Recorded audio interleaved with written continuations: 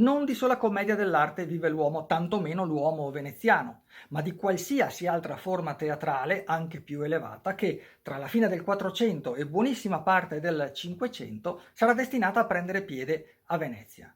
Rappresentazioni teatrali che avvenivano all'interno di saloni nobiliari, nei cortili dei monasteri, nelle parrocchie, che diventarono per un lungo periodo dei veri centri di aggregazione culturale. Pensate che una delle maggiori poetesse veneziane del Cinquecento, Moderata Fonte, si formò bambina all'interno di un monastero femminile della Giudecca. Rimasta orfana, fu allevata dalle suore per un lungo periodo. E fu la sua fortuna, perché si formò alla musica, si formò alla poesia, si formò alle arti e tutto ciò che apprese in quel periodo le fu utile in età adulta per scrivere ciò che scrisse e per essere ciò che fu, perché fu una delle più grandi protofemministe della storia. Libera nel pensiero, così come libero fu il pensiero nel corso appunto di quel secolo straordinario che fu il Cinquecento. A scrivere i testi per questa altra, nuova, diversa forma teatrale furono i grandi nomi della letteratura che noi ricordiamo ancora oggi. Angelo Beolco, più conosciuto come Ruzzante, Andrea Calmo, un po' meno conosciuto al grande pubblico, ma assolutamente di valore. E per esempio, fra gli altri, Pietro Aretino, che lavorava molto con le compagnie di calza, quindi queste aggregazioni di giovani nobili che si ritrovavano, sì, per divertirsi, ma anche appunto per promuovere la cultura. E si deve proprio a Pietro Aretino la realizzazione di un primo prototeatro a Venezia, non tanto a lui che scrisse il testo, quanto niente meno che a Giorgio Vasari che progettò tutto l'impianto scenico che avvenne all'interno di un enorme salone di un palazzo nobiliare di San Giobbe.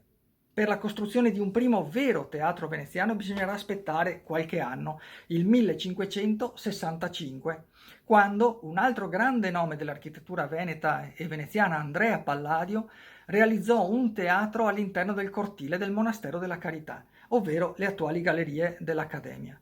Di quell'esperienza oggi non rimane nulla se non il ricordo, perché era completamente di legno e quindi finì smontato e distrutto. Ma pochi anni più tardi fu costruito nell'area di San Cassiano il primo vero teatro in pietra veneziano, di forma ellittica e destinato alla commedia. Prese il nome della parrocchia, della titolarità della parrocchia, così come poi, come vedremo, avvenne a molti altri teatri veneziani.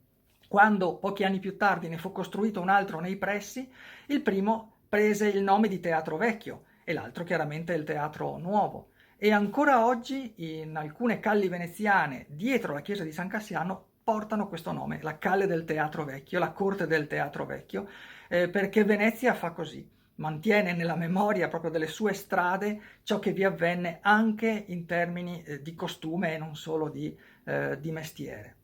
I teatri veneziani non ebbero vita facile all'inizio, perché una campagna moralizzatrice promossa dai gesuiti ne impose la chiusura e tra alti e bassi ci si trascinò fino al 1607, quando con la fine dell'interdetto lanciato sulla città da Papa Paolo V, la straordinaria, sfolgorante, lunghissima, interminabile stagione teatrale veneziana poté prendere vita fino alla caduta della Serenissima. Iniziarono a sorgere un sacco di teatri. I teatri veneziani erano molto centrali, alcuni addirittura sulle rive del Canal Grande, come il Sant'Angelo, e contrariamente a quanto avveniva per esempio a Londra, dove i teatri erano dall'altra parte del Tamigi, per evitare pericolo di contagio. I veneziani non sembravano preoccuparsi di questo e ben presto sorsero il San Luca, il San Samuele, il San Giovanni e Paolo, il San Giovanni Grisostomo e molti altri teatri, come vedete tutti con il nome del santo vicino di casa, il santo titolare della parrocchia dove sorgevano. A reggere i destini dei teatri veneziani furono le grandi famiglie nobili di antica nobiltà mercantile che si trasformarono per l'occasione in impresari. Ed ecco i teatri gestiti dai Tron, dai Vendramin, dai Malipiero o dai Grimani, che furono dei grandi impresari teatrali e quasi monopolizzarono la scena teatrale settecentesca, che a quel punto contava addirittura una ventina di teatri. C'è da dire che i gesuiti non avevano tutti i torti, ecco, nel considerare i teatri luoghi di dissolutezza. Gli spettacoli avvenivano con le luci accese, a scena aperta, e vi avveniva un po' di tutto. Noi abbiamo una testimonianza di un viaggiatore francese del Seicento che racconta inorridito come i giovani nobili veneziani dall'alto dei palchetti usassero sputare e lanciare moccoli di candela, ecco, sulle persone sedute in platea. Un commentatore suo contemporaneo racconta come i corridoi che conducevano ai palchi puzzassero di smoccolatura e piscio. E proprio a proposito di palchetti, ad un certo momento le autorità imposero di tenere aperte le porte dei palchetti perché per un lungo periodo, a porte chiuse, durante le rappresentazioni vi si consumava del sesso. Non serviva a molto. Tanto che durante il carnevale, perché le rappresentazioni avvenivano durante l'interminabile carnevale veneziano che arrivava a durare 6 mesi, le donne sposate erano obbligate ad andare a teatro mascherate, mentre le ragazze da marito erano tenute a farlo senza maschera. Questo per dire, insomma, l'aria che si respirava, ecco, all'interno dei teatri veneziani.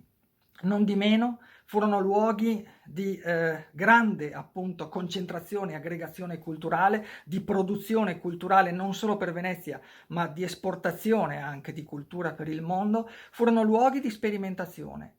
Proprio al teatro di San Cassiano nel 1637 avviene una piccola ma significativa rivoluzione, perché per la prima volta nella storia, per avere accesso al teatro, per assistere a un'opera musicale che è l'Andromeda di Francesco Manelli, si deve pagare un biglietto. E questa cosa che oggi ci sembra così normale sconvolge i canoni teatrali dell'epoca, perché fino a quel momento chi componeva teatro, chi componeva musica, lo faceva in qualche modo per accontentare il mecenate del momento, quindi seguendo dei canoni che non erano esattamente suoi o quelli del pubblico, ma quelli che si seguivano, no, in maniera un po' fluida, seguendo le mode dei tempi. Da questo momento in poi cambierà la maniera di concepire in particolar modo la musica, perché chi si metterà a comporre dovrà pensare di farlo avendo un pubblico che dovrà pagare un biglietto per ascoltare la sua musica. Ed ecco che da un teatro veneziano del Cinquecento, ma in particolar modo nel 1637, ecco, fino al Festival di Sanremo, c'è un filo rosso sottilissimo ma molto resistente, ed è incredibile che la modernità della musica sia nata in un teatro veneziano dei primi anni del Seicento.